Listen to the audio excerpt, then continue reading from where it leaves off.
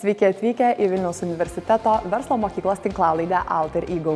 Aš esu Sandra Gabrielė Veileita ir šiandieną kviečiu Jūs susipažinti su romantiškos profesijos atstove ir sužinoti daugiau apie darbą oro uoste. Susipažinkite su Beatriče Skardė. Žodžiu, jeigu norėsi kokių nors inspiruojančių žodžių pasakyti, žinai, kaip kai kuriems sakau, jeigu netyčia pareis tokia įkvėpimo akimirka, tai tau va į šitą kamerą tada tiesiai. Gerai. Žinai, kur kokį gyvenimo išmintį, žinai. Žinokit, hebra, va darykit, va tai va. Gerai. Kaip spaudžia džinsai. Taip, ką, nusiemam be kelnių, būnam šiandien, aš galvoju, tokį įdomesnį pasidarom ir viskas. Filmuokit iki čia. Prasisegam, manau, kad va čia tai peržiūrų pakauptumėm, ką? Davai surizikuojam. Gerai. Tai šitą ir dėkit. Šitą jau pradedam, manau. Gerai. Viskas. Važiuojam, ne? Gerai. Gerai jautiesi, patogu viskas? Jo. Gerai.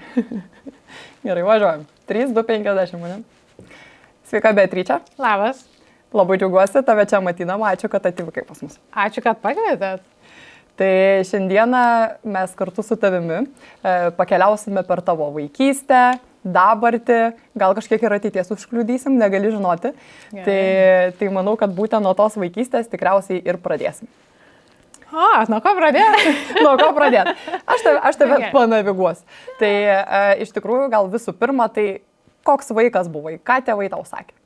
Aš buvau tėvam rakšti subinėjai, nes aš buvau iš tų, kur man visada reikėjo visur dalyvauti, visur važiuoti. Aš ten atsimenu, susirasdavau labai daug nemokamų visokių stovyklų ir sakydavau, šį savaitgalį vežat mane čia, šį savaitgalį vežat čia, jeigu negalite vežti, duokit pinigų, jeigu pinigų neduosit, aš tranzuosiu. Tai realiai va taip ir būdavo, tai tėvai, kai atsimena mano vaikystę, tai visada ir sako, kad aš tokia ir būdavo, kad man visada pačiai reikėdavo kažkaip pinigų, sugalvodavau, kad man reikia užsidirbti ant ledų ar dar ko nors, tai ten nuo butelių surankydavau už pakampių, o po to tėvai pasakojo, kad buvo vienas periodas, kur jie grįždavo iš darbo, aš sustačius čia tokį teatrą lėlių, jie eina per duris, sakau, mokėk 10 litų dabar ir eik sėsti ir žiūrėk. Ir mama sako, Dieve, grįžti ką tik iš darbo, norėtum labai pailsėti, bet vaikas spektaklis suruošęs, ir suprantu. Koks čia poilsis, ar ne? Taip, koks čia poilsis, sako, čia sėdi ir žiūri ten tą valandą, tai va tokia ir buvau, tokia aktyvistė labai. O kokia tavo svajonė, profesinė svajonė buvo? Kaip galvoji, ko būsi užaugus?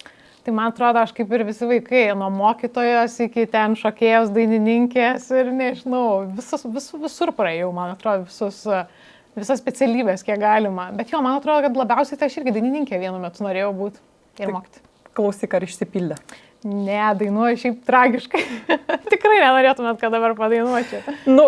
Gal surizikuojam visgi? Ne. Tiek to. Mano vyras puikiai dainuoja, tai jisai padainuoja pas mus namie, o aš kaip kniaukianti katė, pakniauk šalia.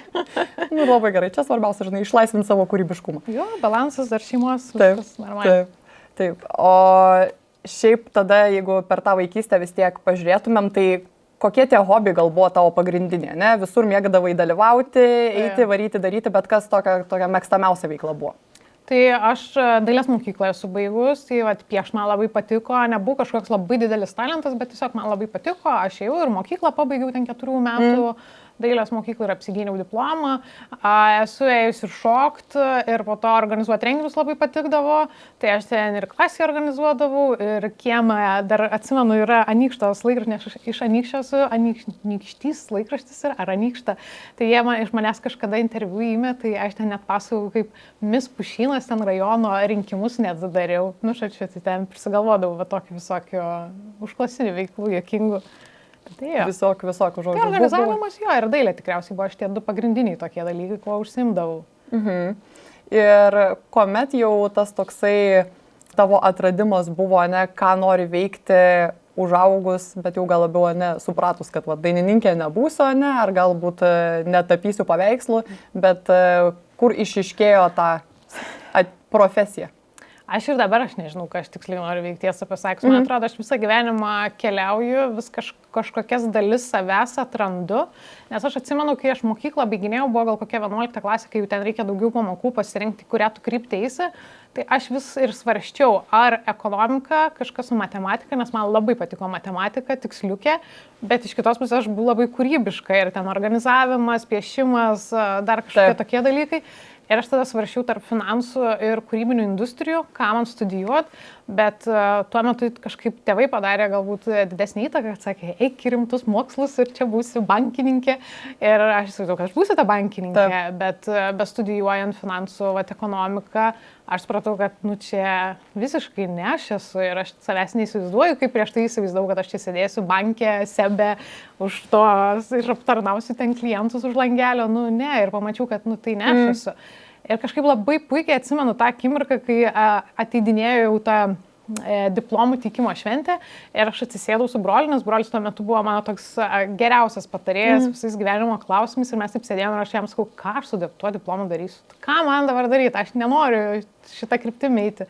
Ir jis kažkaip sako, žiūrėk, reikia atsisėsti ir išsigryninti, kokios yra tavo kaip asmenybės svarbiausios, ryškiausios savybės. Tai mes ir išgryninom, kad tai yra komunikacija, aš puikiai su žmonėm galiu bendrauti, kūrybą, rašyti, galvoti, dėlioti ir panašiai organizuoti. Ir sako, žiūrėk, bet ir čia aš turiu tokią šarūnę draugę, kuri iš charakteristikos labai panašiai į tave, tos stipriausios, ryškiausios savybės labai tavo panašios.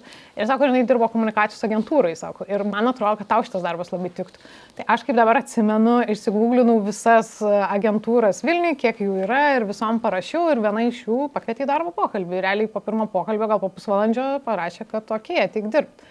Ir ką būtent to agentūrai tu darai? Tai aš atėjau dirbti į direktorės asistentės poziciją, tai ten viskas buvo, kaip galite įsivaizduoti, agentūros vadovai, viską galiu padėti, po to vis daugiau gaudavau ir aš pati projektų, tai labai puikiai atsimenu savo pirmą projektą, kurį man davė, tai organizuoti mėsainių valgymo čempionatą, kurio ir vienas iš teisėjų buvo Mantas Katleris Stonkus, tai man ten iš vis buvo toks įspūdis dar tokia jaunaičia, kiek čia 11 metų dar atgal, influencerių rinkos dar nebuvo, buvo tik tai TV žvaigždės ir toks pirmas prisilietimas ir prie tų didelių žmonių ir prie tokio didelio renginio ir kaip dabar atsimenu, Gymantas buvo kebabų karalius, tai tuo metu mes jį mėsainių karalium pavertėm, žodžiu, tai buvo labai labai įdomus projektai ir mane labai užkabino komunikacija ir apskritai tas agentūrinis gyvenimas.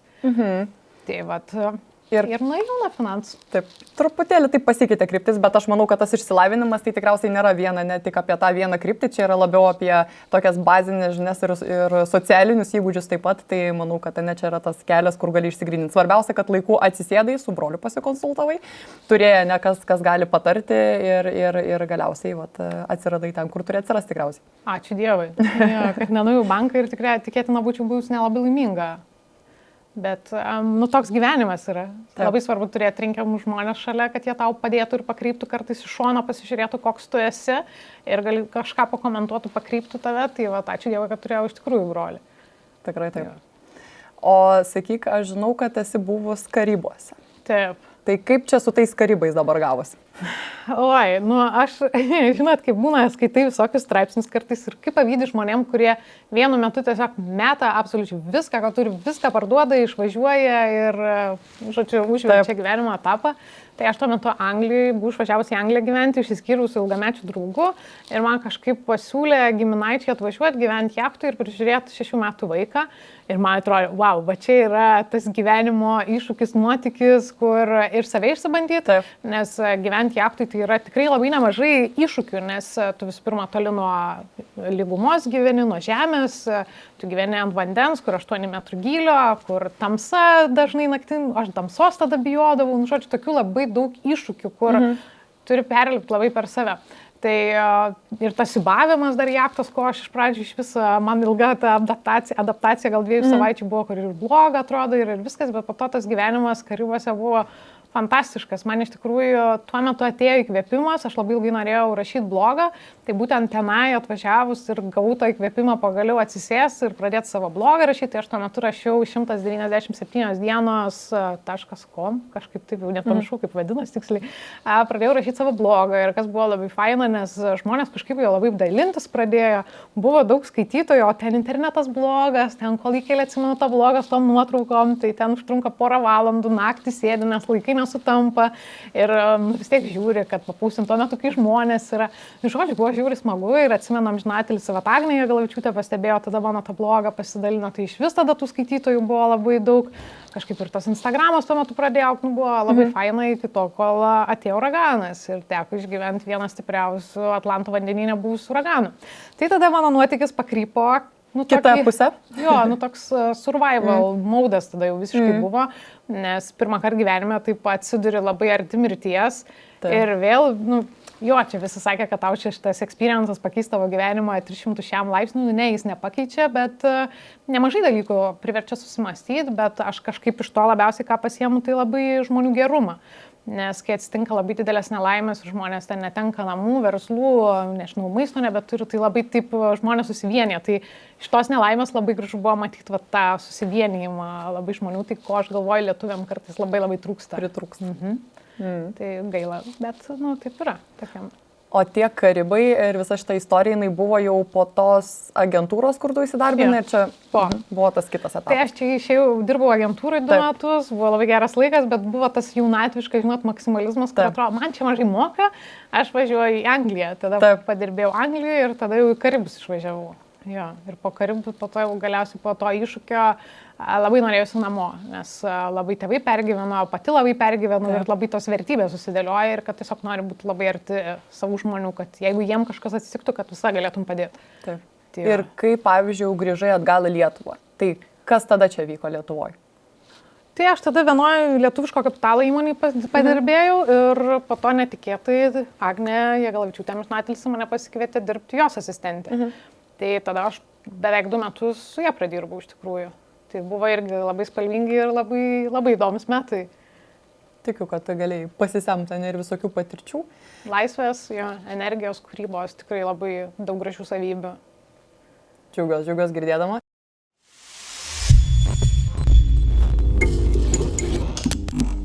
Tada tikriausiai jau po šito etapo atsirado ta, kaip aš sakau, romantiškiausia tikriausiai profesija, kaip bent jau visiems atrodo, tai oro uostai. Tai kaip tas oro uostas atsirado tavo gyvenime?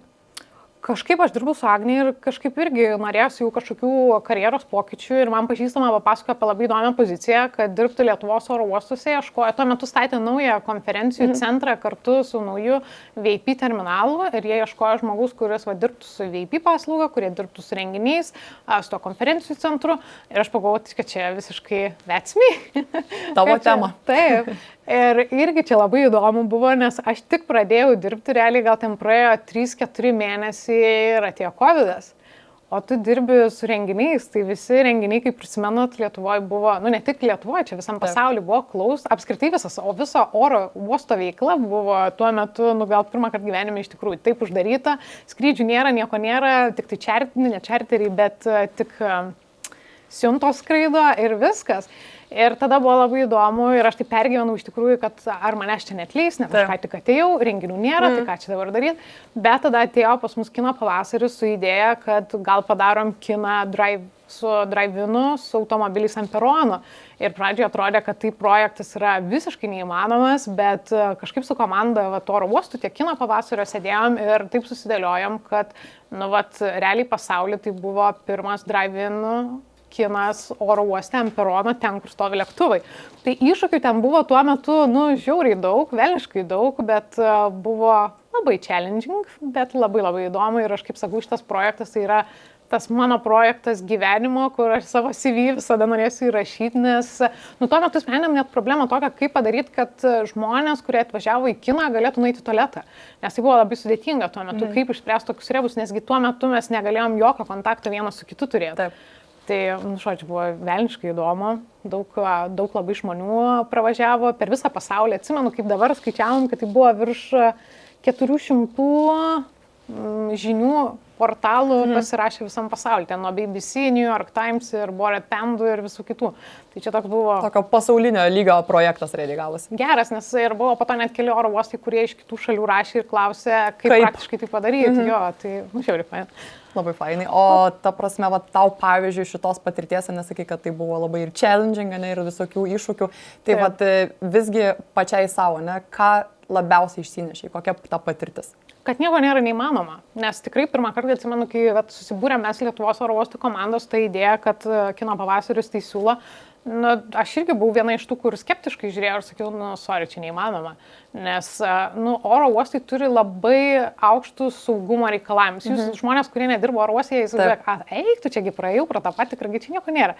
Iš tikrųjų, ten yra velniškai daug saugumo reikalavimų ir padaryti taip, kad ta zona, kur ten orlaivis stovi, galėtų įvažiuoti žmonės be jokių patikrų, tai yra labai daug procedūrų turėjom praeiti, labai daug dalykų išsispręsti viduj. Bet, faina ir džiaugiuosi už kolegas, kad visi tuo metu toks kaip kumštis buvom, visiems buvo gera padaryti tokį tiesiog projektą. Tai labai fainai. Ir po to mes šį praganėt pradėjom, kaip aš vadinu, supratom, kad oro uostų infrastruktūrą galim išnaudoti ne tik salę, kaip salę, kuri yra renginių, bet tada mes pasiėmėm parkingą. Automobilių parkingę padarėm parodą irgi drive-ino. Dabar nebeatsimenu, atsiprašau, koks buvo autorius tų kūrinių, bet mes padarėm, kad tu įvažiuoji su automobiliu, pravažiuoji, pamatai parodą, nes vėlgi tai dar buvo COVID-as. Tada padarėm ant parkingo stogo jogos kelias sesijas, kur irgi žmonės galėjo, jogą darai va čia ir matai, kaip ant perono lėktuvai skraido. Tai dabar po to supratom, kad tu tą infrastruktūrą gali labai kūrybiškai pažiūrėti. Po to kitam parkingė ir atsimenu vienos labai didelės įmonės renginį su kavom padaryti. Tai žodžiu, po to pasileidom plaukus. Tai buvo labai geras spyris į užpakalį kūrybiškai mąstyti. Taip, tu pasakoji ir aš dabar taip visas tas patirtis per save irgi pernešu, nes aš iš esmės visose patirtyse sudalyvau, apart jogos. Va. Taip, bet ir filmą ne kartą žiūrėjau ir parodoj buvau irgi dabar neatsimenu autoriaus, dailininko, bet tikrai vyrukas buvo, bet jo, tai buvo tikrai labai smagu, bet ir šiaip tas pats faktas buvo toks kažkoks, wow, kad tu gali nuvažiuoti į oro uostą, realiai ir stebėti iš ten, kur kyla ir leidžiasi lėktuvai, tiesiog žiūrėti filmą. Taip. Čia kosmosas buvo. Tai tikrai labai labai fainai, kad tokių drąsių žingsnių ėmėtės ir buvai viso to dalim. Aš irgi tuo džiaugiuosi. Tai iš tikrųjų esi toks žmogus organizatorius, jau sakykim, nuo prigimties, jau čia nesikuklinkim. Dabar giminės balių užganizuoju. Va, aš sakau, čia jau kaip yra, tai jau taip ir tęsiasi visą liniją. Bet tu dar turi savo irgi asmeninį tokį projektą, kuris išsivystė tikėtina LinkedIn platformą, jeigu neklystu, tai produktyvus pietus. Taip. Tai kaip čia tau tokia mintis šovė? Su produktyvim pietumis buvo taip, dabar šiek tiek apmirusi diena, šiek tiek biškiai apleidau aš ją, bet iš esmės buvo taip, kad aš kai išėjau iš oro uostų pirmą, nes aš 2 kartus oro uostą įsidarbinau, tai kai išėjau pirmą kartą iš jų, aš išėjau dirbti į ofisas buvo mieste naujo darbo. Oro uostas, kai tu dirbi, tai kaip visi vadina, nevažiuosim mes pas tave, nes tu ten kažkur kaime. Per toli. Jo, nevažiuosim pas tave pietų, nes tu per toli. Ir aš tada įsidarbinau centre ir kažkaip LinkedIn aš jau tuo metu nemažai komunikavau ir tiesiog parašiau, kas norėtumėt pietų, parašykit man. Ir parašė 11 žmonių, aš ten kiekvienai savaitę skirdavau po vieną asmenį ir praėjo tie 11 žmonių ir aš tada parašiau LinkedIn dar kartą, sakau, kai faina buvo, žiūri įdomu, labai įdomių kontaktų susiradau per tos pietus, sakau, gal dar kas nors norit pietų. Ir man tada parašė 53 žmonės. Wow. Ir aš sėdėjau ir galvoju, kažkas čia ne taip, galvoju, čia nėra tai, kad visi nori su manim pietauti. Čia yra tas, kad žmonės tiesiog nori kontaktų naujų, nes kuo tu vyresnis daraisi, tuo yra sudėtingiau kažkaip užmegzti tų draugysčių, nes tu nebeini į vakarėlius, gal tiek nebeini į mokyklą, būrelius nebeini, tai tas ratas tavo mažėja. Ir aš supratau, kad žmonės tiesiog nori bendrauti ir tada gimė kažkaip, sėdėjau su vyru ir sakau, tai reikia padaryti produktyvius pietus. Labai taip paprastai gimė net ir tas pavadinimas produktyvus pietus, nes esmė buvo, kad žmonės nepažįstami susitiktų iš to pačio sektoriaus arba turintys tų pačių problemų, iššūkių ir tiesiog susėstų per pietus, nes pietus yra toks labai komfortabilus laikas, kai tu gali skirti valandą ir sakyti, sorry, man mytas, aš einu, jeigu tu matai, kad nieko negali pasimti iš to žmogus arba nieko jam duoti negali. Nes vakarienė jau yra toksai kaip, labai neformalu, labai neaišku. Ir įpareigoja liktais. Taip. Tai va, ir taip gimė tie produktyvūs pietus, žmonės pradėjo, aš sukūriau LinkedIn grupę ir ten žmonės pradėjo jungtis, kažkaip pradžiai tai labai greitai, ten augo bendruomenė, dabar yra gal apie 2,5 tūkstančio, man atrodo, žmonių. Tai buvo minčių ir appsus daryti ir visą kitą ir kažkaip monetizuoti, bet ir investuotojai netgi buvo, kurie siūlė įvairias idėjas, bet kažkaip man ne viena iki galo neprilipo, aš aišku ir researchą pasidariau, kad yra ten reikalų, jeigu nori monetizuoti, tai kol kas palikus tą idėją tiesiog savygai, kad jinai pati augtų dar kiek gali pati ir kol aš neįsigryninsiu, kaip aš norėčiau ją išaugdinti ar palikti tiesiog taip, kad žmonės bendrautų. Tai va, tai jo, bet kaip ir kiekvienoje idėjai reikia tavo paties prisilietimo, kad Ir pastovumo, ne? Kad jinai gyvuotų. Tai aš dabar tikrai daug darbų darbe kažkaip gaunasi, tai šiek tiek apleidau. Bet Reiktų gal sugrįžti. Reikėtų. Čia, žinok, visą komandą į tų stovim produktyvių pietų, tai čia dar už ekranas. Tikrai taip. Tai linkiu, kad tą idėją nepamestų, nes jeigu žmonės yra susidomėję ir tikrai manau, kad tai yra pakankamai didelis susidomėjimas, kurį dar jeigu turiu. Aš mielai. Gerai. Tai nepaleisk šitos minties. O dar paminėjai tą faktą, kad buvai išėjus iš Vilniaus oro uosto, tai kur buvai išėjus? Ką veikiai? Tai mane buvo hantinė, galima sakyti, į kitą agentūrą, bet galbūt mūsų vizijos ten nesutapo, tai aš tiesiog po to. O tai buvo su kuo susiję, ta prasme? Irgi su marketingo komunikacija, su influenceriu, galbūt labiau rinkodara, bet tiesiog manau, kad nesutapo vizijos mano, kaip aš įsivaizdavau, ir kito žmogaus, bet buvo labai įdomi irgi patirtis, nes padirbau didelėje agentūroje, tarptautiniai, kur vėlgi labai daug patirčių, labai įdomių žmonių ir labai daug ką pasiėmiau irgi iš jų, tai labai naudinga irgi patirtis buvo, bet tiesiog jaučiausi ne savo vietoj ir išėjau. Bet aš galvoju, kad čia yra visiškai natūralu. Lygiai taip pat kaip ir apie studiją sakai, supratai, kad ne taip svarbu laiku gal viską pakeisti kryptį, darbas irgi ir, žinai, tas faktas, kad tu grįžai atgal į Vilniaus oro uostą, ne, tai kaip ir sako, kad man irgi buvo tokia analogiška situacija, sakykime, ir kai pasipaustinau LinkedIn'e tą visą faktą, tai man daug žmonių buvo, kurie parašė, kad eik tu savo, aš galvojau, kaip čia blogai, žinai, kad aš grįžau ten pas buvusi darbdavį, čia gal aš tokia silpna nenorėjau pasirodyti ar kažką. Va žmonėm tas toksai, ne, kažkokia asociacija yra, kad jeigu tu grįžai atgal, tai tu esi ten ar silpnas, ar tu kažko net laikai. Bet tai tikriausiai ne apie tai yra, ne? Man tai čia visiškai mitas. Apskritai, man atrodo, kad dabartinė visuomenė yra labai susikoncentravus, kad mes čia turim būti arba visi verslininkai, arba visi vadovai, bet aš asmeniškai kol kas, kaip jaučiu, kad aš einu nevertikaliai galbūt, kažkiek nevertikaliai, kaip noriu, kaip visi įsivaizduoja, kad čia būtinai turi labai stipriai augti. Bet kilt ir tik pareigybėm arba ten pinigais, bet mano, pavyzdžiui, asmeniškai, ta ir horizontali karjera, that's fine. Tai aš mokausi labai daug naujų dalykų, labai daug naujų kompetencijų įgyju, kur galiausiai tu turi tą visą savo visumą kompetencijų ir kažkada galbūt labai stipriai išauksi kažką labai didelio.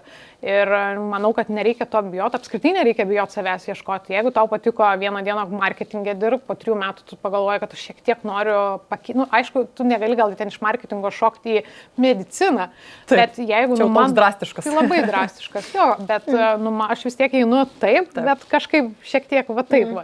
Ir man tai viskas that's fine ir aš to nebijau ir grįžimas į oro uostus, man tai faina, aš jau daug ką labai žinojau iš kitų skyrių ir ta patirtis, kurią prieš tai turėjau, aš atsinešiau dabar į kitą skyrių ir ją vėl pritaikau, vėl kitoms spalvom ir kitais kampais pamatai savo darbus. Tai nežinau, čia manau, kad nereikia kompleksuoti dėl to ir čia viskas gerai. Svarbiausia, kad tu gerai jaustumės, apskritai ten, kur eini dirbti. Tikrai taip, sutinku. O aš oro uoste žiauriai gerai jaučiuosi, dėl to ir sugrįžau, man patinka kultūra, patinka žmonės, patinka veikla, nežinau, tai o kodėl aš turėčiau negrįžti tenai, tai toks mažiau kompleksuoti noris pasakyti žmonėm dėl tokių visiškai nereikšmingų dalykų. Sutinku ir pasirašau po kiekvienu žodžiu.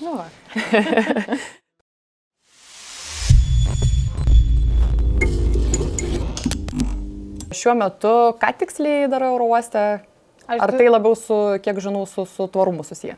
Jo, tai aš dirbu komunikacijos dabar departamente ir su komunikacija ir tvarumu. Tai tokia labiau gal su tvarumu jau dabar galėčiau sakyti, nes daug darbo. Taip. O kodėl būtent tvarumas? Prijauti tam?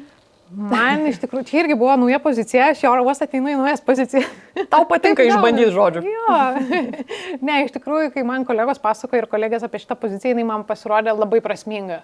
Tuo metu kažkaip gyvenime labai norėjusi prasmės, tokio darbo, kur gali tikrai daryti pokytį ir kuris tas pokytis jaustųsi žmonėm pirmiausia. Ir tai va šita pozicija man tokia ir pasirodė, kur gali labai daug ką nuveikti. Jinai vėl labai turi daug iššūkių, nes tai yra apskritai nauja tema rinkoje. Daug ko nežinai, kaip dar daryti, kartu mokysi su pačia rinka. Ir Labai įdomu. Nu, iš tikrųjų įdomu, tik tai būna tikrai minučių, čia nėra viskas rožiam klota, padaužai galvą į sieną, paverki ir toliau važiuoji, ir toliau ieškai.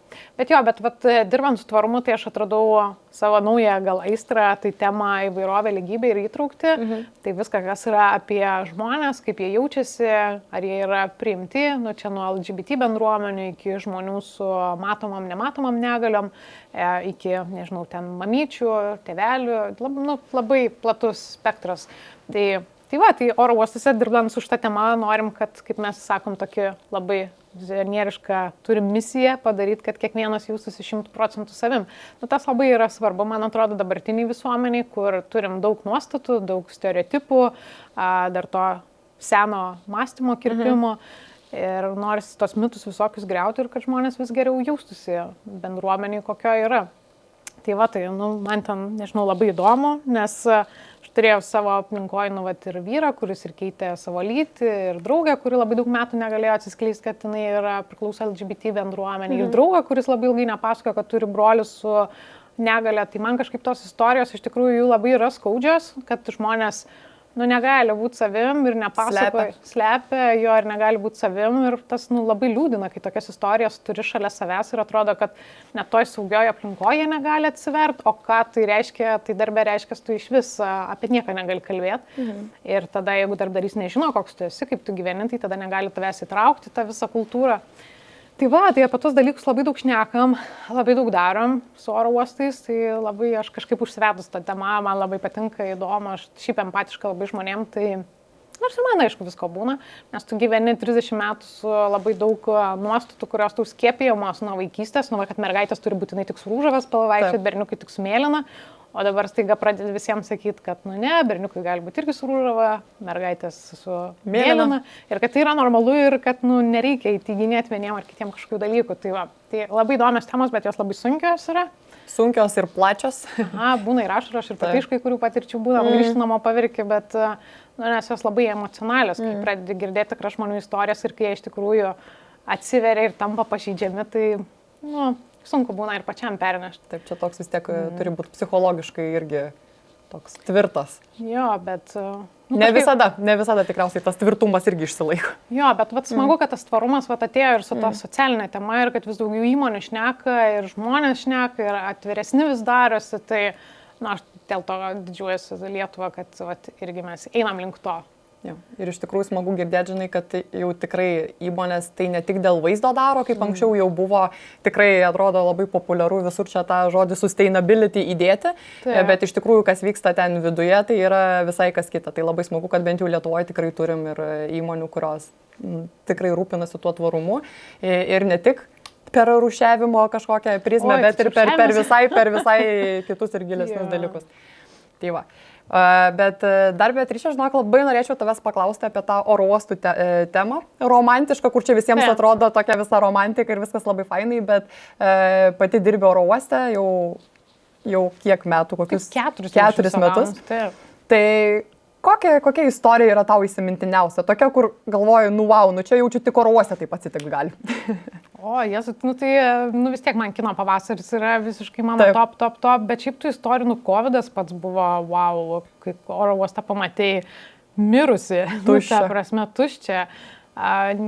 Dieve, čia tu žinok istorijų, tai NATO, vasarą NATO turėjom, ta prasme jau NATO kokio įspūdingumo buvo renginys, kur stovi pro langelį ir matai, kai Bidenas lipa nuo laiptukų su savo Samsungu, ten gerai prisitraukia ir matai, jautiesi, kad tu jau jį beveik face to face matai. Šiaip ta organizacinė, kiek kolegos ir kolegės darbo įdėjo vasarą, kai buvo NATO, tai buvo tikrai labai įspūdinga. Nežinau, nesu mačius irgi oro uoste tiek snaiperių, tiek karo policijos, miesto policijos, pareigūnų, ten visi kokių nori kalbom, tik tai kalba. Tai šitas buvo tikrai labai įdomu stebėti. Ten žinau, kad kolegos naktim nemiegodavo ir aš ten mažiau buvau įsitraukus, bet iš šono viską, viduj iš šono tai matyt buvo labai įdomu, čia manau toks visam gyvenimui. Ta pati Zelenskį neseniai teko pasitikti, irgi šalia stovėti, toks, šiaip oro uoste daug tokių įdomių dalykų vyksta. apie kuriuos gal ne viską mes galime irgi pasakoti, bet ir ne apie viską ir sužinom, tiesą pasakius, iš tikrųjų. Ir vėlgi dėl saugumo reikalavimų mes labai irgi nežinom, nes visi dažnai klausia, tai kada čia kas atskirs, ar tu matai? Ne, mes dažniausiai nematom, nežinom ir negirdim, nes dėl saugumo reikalavimų mes iki mūsų tą informaciją net nedaeina. Tai va, tai nežinau, daug oro uoste tų įvykių, daug visko. Bet kokią nors tokią situaciją? Gal nežinau, ar iš keleivių pusės gal kažkas buvo įvykę, gal tiesiog tokio, kur... Ai, tai ne, atsimenu, kai va čia irgi dėl renginių turėjau vienam klientam aprodyti oro uosto teritoriją ir aš atsimenu prieš patikrą, nu žinot, kai skrendi viską, turi visokius aštrius daiktus ir visus kitus viską turi išsiimti ir klientai eina per patikrą ir atsimenu mūsų kolega iš saugumo sako, o tik kodėl su šautuvu einat? Nors atrodo, atsimenu, visada klientams sakai prieš einant, kad ar neturite aštrių daiktų, ar neturit, nu, apie šautuvą kažkaip net neklausi, nes atrodo labai elementaru. Atrodo, kad nieks neįsidėtų, ne? Jo, ir jis sako, oi, aš pamiršau. Šautuvą kiekvieną dieną nešiotis, nu, tikrai nepamiršti. Tai va, bet nu, būdavo tokių istorijų. Esu vieną fotosesiją pramegojus. Bet atsidūriau oro uoste per 10 minučių, to nesididžiuoju, tuo metu su Jariu turėjau, tai vat su Jariu perlėkiau per miestą per 5 minutės. Greitai. Jarisas pavirto į raketą. Nu jo, nes ten turėjom fotosesiją paryčiais, tokia labai įspūdingo automobilio, turėjo būti ant perono jisai, kai saulė kyla priešais orlaivius ir turėjom po 4:10, kaip dabar atsimenu, susitikti ir 4 lygiai man skambino fotografas, sako, labas, kur esi? Ir aš tada suprantu, kad lovai. Tai nemeluoju, per 10 minučių įsivaliau dantis, apsirengiau ir stovėjau ten ir jie net nesuprato, kad aš nebuvau žadintuvą įsivedus. Ir viskas puikiai fotosesija, atsimenu, daugiausiai pardavimų sugeneravus fotosesiją, kurią pasišėlinau po to. Nuostabu. Jo, tai bet tokių visokių istorijų, aišku, kad buvo, kaip ir visiems. Ir žioplų, ir įdomių. Viską ten yra. Jeigu dabar žvelgtumėm į tą Beatričę, kuri yra namuose, tai kokių hobių turi, kaip namuose? Tai turiu šunį. Turiu šunį. Turiu šunį, tai va, mano šuo yra hobis, treniruoti ir šiaip vaikščio, dabar kažkaip vaikščiojimą gal atradom nemažai. Tai keliaut, tai be abejo, dar kai oro uoste dirbi, tai iš vis matai visokių krypčių atidarimus, va rytoj tarp kitko į Lisaboną atidaro tiesioginį, tai va tokių kai krypčių dar matai. Tai mano laukiamiausia tiesioginė kryptis, tai labai džiaugiuosi. Prašau, tai vakar, kada penktadienį Krokuvą atidarėm irgi. Tai vat, keliaut labai gaudom, kolegos vis pasidalina, žiūrėkit, šitą savaitgalį yra pigų skrydžiai, tai jo, nežinau, daug tų hobių ir su draugais būt ir su redučiais dabar jau vasarą važinėt. Tai žodžiu, gyveni gyvenimą, bet balansuoja, net tarp to darbo nėra, kad labai jau tenais. Ne, aš tai manau, kad kūrybos žmonės, jie negali visada dirbti, tu turi eiti, matyti, žiūrėti, bendrauti, nes tik tada iš gyvenimo ateina tos idėjos, nes jeigu tu ten sėdėsi tik prie kompo ir niekur neišlysi, tai nu, nelabai įkvėpimo ras. Nes būna, kad tikrai užsidirbi ir jau jauti, kad jau reikia kažkur važiuoti, kažką daryti ar bent savaitgalį, nes nu, žmonės yra įkvėpimas, veikloje kažkokioj. Tai visada aš sakau, žmonėm neužsisėdėkit namie arba prie to kompo, nu negali tu dirbti ir dar plus produktyviai 12 valandų prie to kompo, nu tiesiog negali. Tikrai. Tai va. Ir šiaip multitaskingas dabar jau eina, visi labai neigiamai apie atsiliepia. Tai va, daugiau balanso visiems. Daugiau balanso. Kartais iki kuriems sunku yra atrasti, bet aš manau, kad čia irgi per gyvenimą nemokais ir atrandi. Aš pati turėjus perdegimų, tai jau dabar žinau, kad reikia balansuoti. Laiku sustot. Jo, dažniausiai neišeina, dažniausiai sustoju tada, kai jau labai jau vėlokai, bet vis tiek. Jo, true. Tai Beatričė, esi, sakyčiau, populiari ir LinkedIn platformai, ir Instagrame. Tai, sakyčiau, nuomonės formuotoja ir ten, ir abiejose platformose yra tos skirtingos pusės. Tai kaip tau gaunasi tas dvi platformas apjungti, nes dažniausiai kaip būna. Arba žmogus Instagrame yra tas nuomonės formuotojas, arba LinkedIn'e. Tavo kelyje yra taip kitaip. Tai kaip čia taip gavos? TikTok'e dabar. Dar ir TikTok'e? Ne, šito dar nežinau. Ne, TikTok'as tai ten yra random sėkmė. Aš visiškai nesuprantu TikTok'o absoliučiai, bet dabar paskutinius 2 video įdėjau ir žiūriu, kad vienas virš 100 000 prasisuko, kitas virš 3-5 ir aš nieko nesuprantu, kaip jis ten prasisuko. Nu, dar nuoširdžiai nesuprantu TikTok'o algoritmų, man ten yra kažkokia kita galaktika ir ten labai baisi auditorija, komentarai ten iš vis yra, oh my god, tai aš dėl to ir bijau to TikTok'o, tiesą pasakius, bet su LinkedIn'u ir Instagram'u, jo, man kažkaip taip gavosi, kad aš vienu metu labai, kai oro uoste pirmą kartą įsidarbinau, labai pradėjau daug postinti LinkedIn'e, nes supratau, kad ten yra perkamoji gali, kad ten yra mano auditorija, kurią man reikia pasiekti būtent su renginiais, marketingu ir panašiai, ir man kažkaip ten puikiai sekėsi. netiesioginius pardavimus daryti, bet per grinai storytelling. Aš tada ten tokią knygą, pasakojimą, mistrystę perskaičiau ir man ten taip pradėjo gerai suktis ta komunikacija visa. Ir LinkedInas realiai man pradėjo geriau augti negu Instagramas. Nes LinkedIn'e tuo metu, kai aš pradėjau, buvo dar labai mažai turinio kūrėjų. Ir dabar jau yra daugiau, bet jis kažkaip man geriau auga negu Instagramas, sakyčiau, su Instagramu tai tokia stagnacija visiškai yra. Kažkaip aš nebeatrandu savęs Instagram'e, tiesą pasakius, tai aš Instagramą palikus dabar tokį kaip savo dienoraštį ir dedu tai, kas man patinka tiesiog. Vienu metu norėjau LinkedIno turinį perkelti į Instagramą ir supratau, kad Instagramo auditorija, tavo LinkedIno turinys yra tik visai neįdomu, kad žmonės Instagramą vis dėlto vis tiek ateina atsipalaiduoti, pažiūrėti kelionių, drabužių, nežinau, restoranų, whatever, tiesiog laisvalaikių, šuniukų, kačiukų, o LinkedIn'e yra profesionalus turinys. Tai nežinau, aš kažkaip jaučiuosi geriau LinkedIn'e, man ten auditorija labiau patinka, bet nežinau, kas tai Instagram'u daryti. Bet irgi gal irgi kažkoks yra. Neužmest. Palaikyti gyvybę. Ir labai sunku, iš tikrųjų, jeigu turi daug kanalų ir labai sunku, nes aš dirbu pilną etatą ir tada turinio kūrimas, kas kūrė, žino, kad takes time, labai daug atima laiko. Tai jeigu nori ten profesionaliai, kur turinį, ypatingai Instagram'e, kur labai estetikos visi nori, tai, realiai tada turėtum nedirbti savo darbo, o dirbti tik su Instagram. Tai aš kažkaip jaučiuosi saviau labiau užpildydama, kai aš dirbu oro uostuose, turiu savo darbą ir tada... Daliniesi LinkedIn'e, o Instagramą grinai kaip tokį, kaip dienoraštį. Kaip hobis, kaip dienoraštis, jo. Tai man toks balansas labai geras.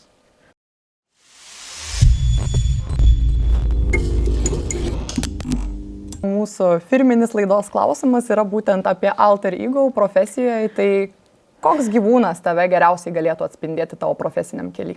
Aš vakar apie šitą galvojau. Tai šiaip labai juokinga, nes pirmiausia pagalvoju apie savo šunį. Mano švairas panėlis yra labai ekstra, gavom šunį energingą, tai aš kažkaip, kai man vyras sako, tu Dieve sustosi, kad nors ar nesako, kaip Lūna esi, kaip šuva.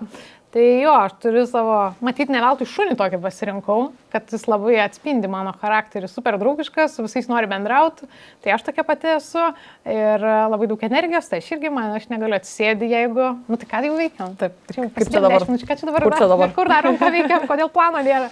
Jo, tai nežinau, bet turiu aš ir laputės, ir liūto jaučiu, man atrodo, kad visuose rastum gyvūnuose savęs. Bet tai visgi tas vienas. Kažkodėl vakar apie šunį pagalvojau, pati labai ilgai juokiausi. Ir veislė primink? Spanielis. Irgi užduotis mūsų grafikos dizaineriai. Sutapatinti Beatričę su spanieliu. Tai atsiųsiu šunio nuotrauką. Gerai, va čia bus gerai išeitas. Ačiū tau, Beatričė, už tokį nuoširdų ir gerą pokalbį. Manau, kad tinklalaidės klausytojai tikrai išsineš gerų minčių, tai ačiū, kad pasidalinai. Ačiū tau labai, kad pakvietėt. Pasimatysim ir išvysim neužilgo epizodą, manau. Gerai. Mūsų apsikabinimas. Firminis. Valio.